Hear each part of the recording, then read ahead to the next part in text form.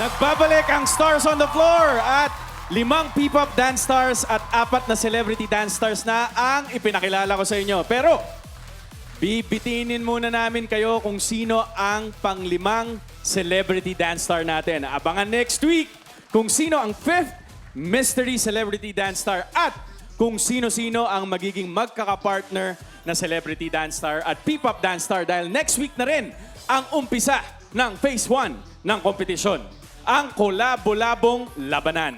At ito, Dance Authority, kung meron kayong isang salita na gusto nyong ibilin sa ating mga dance stars, ano yun? Yan? Ako, nandun pa rin ako sa puso.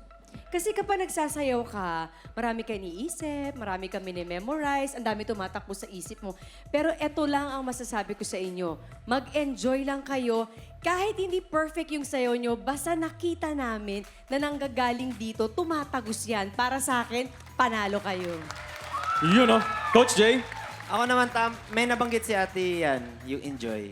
Kailangan nyo din mag-enjoy. Alam ko naman na, aminin natin, pag nagpe-perform, pag sumasayaw, talagang nakakapagod. Pero, alam mo yon, kahit nakakapagod, ginagawa mo pa rin siya ng paulit-ulit kasi nga, masaya ka sa ginagawa mo. Pero, kailangan lang din natin ma-remind yung joy dapat nandun palagi kahit pressured ka, kahit nai-stress ka, kahit alam mong pagod ka na, pero dapat nandun pa rin yung joy. Kasi parang yun naman yung simula eh.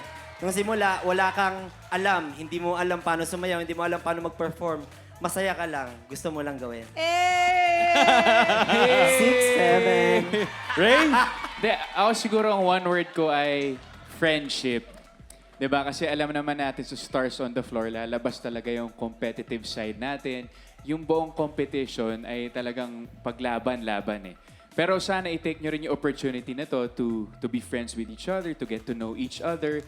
Mag-bonding kayo, lumabas kayo, maging isang pamilya kayo. Kasi para sa akin, baka dahil doon, mas lumabas lalo yung puso and yung pag-enjoy nyo sa inyong performance.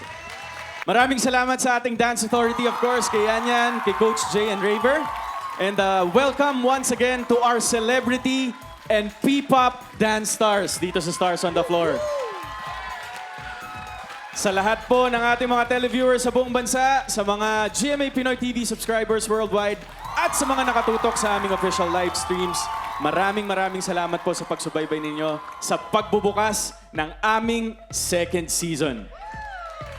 Kaya ituloy natin ang saya at sayaw next week. Dito lang yan sa Stars on the Floor!